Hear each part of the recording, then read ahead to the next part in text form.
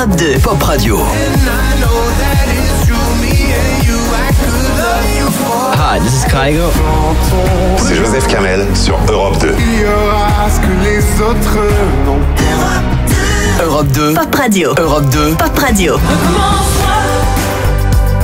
Salut, c'est Santa sur Europe 2.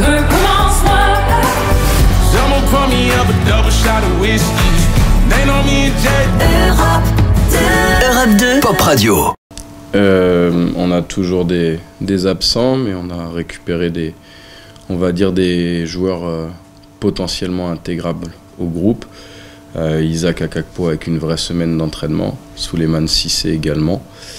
Et du coup, on a toujours, malheureusement, et on ne pourra plus bénéficier des services de, comme on l'avait dit, Elijah Mendy et Mohamed Sylla jusqu'à la fin de saison, avec en plus maintenant Isiaga Kamara, pareil, parce qu'il a une atteinte au tendon rotulien qui lui permettra certainement pas de reprendre d'ici la fin de saison. Et pareil pour Ryan Swissi, pour lequel l'échographie de l'ischio a montré une bonne atteinte, et du coup il y a un risque qu'il ne puisse pas revenir. Après, on a peut-être un peu plus d'espoir pour Ryan que pour les autres, avec Nassim Titeba qui est blessé également. Donc il faut composer. Aucune revanche par rapport à des événements qui pour moi ne concernent pas le football. La seule revanche qu'on pourrait avoir envie de mettre en avant sur le terrain, c'est le fait d'avoir perdu ce match, alors qu'on aurait dû ou pu faire un autre résultat et ouvrir le score dans les 20 premières minutes. Et le seul élément qu'on a abordé par rapport au match aller, c'est l'élément sportif. Les aléas malheureusement de ce qui se passe en tribune, ou de ce qui peut se passer avec des supporters et des faits isolés qui n'ont rien à voir avec le foot. On ne l'aborde pas avec les joueurs, on est focus sur notre objectif de victoire de demain, et on va dire un point c'est tout par rapport à ça.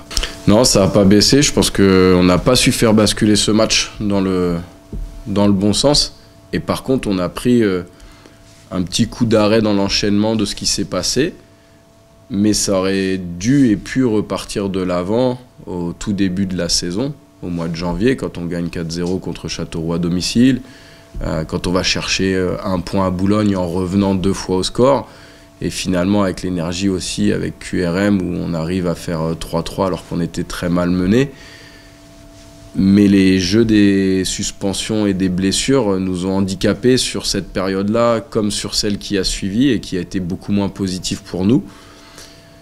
Symboliquement, je ne pense pas que ce soit uniquement ce match qui marque un coup d'arrêt, parce qu'on était reparti, selon moi, en janvier, par rapport au contexte et par rapport aux joueurs qu'on avait disponibles à ce moment-là. Je trouve que les performances étaient relativement correctes, mais il ne faut pas se le cacher, c'était une des occasions ratées pour vraiment être dans le haut du classement, puisqu'à ce moment-là, quand on va à Villefranche, on est 3e. Et si on gagne ce match-là, peut-être qu'aujourd'hui, on serait encore mieux classé à l'instant T. Peut-être.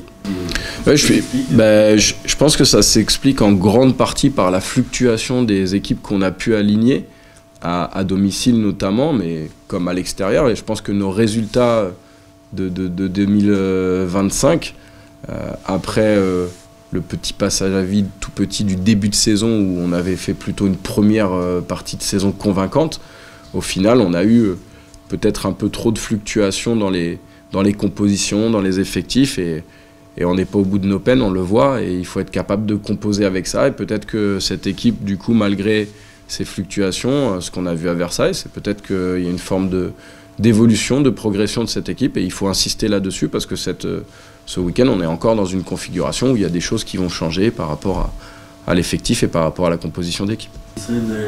Évidemment qu'on a envie de porter les jeunes, cette équipe, tout le staff.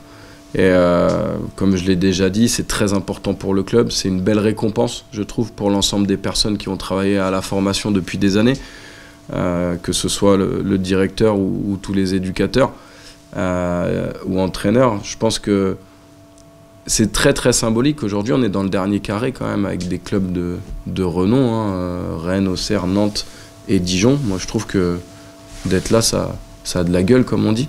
Et je leur souhaite que d'écrire encore une nouvelle page de cette histoire, parce que c'est historique pour le club, et ça peut être encore plus incroyable, sur un match, tout est possible.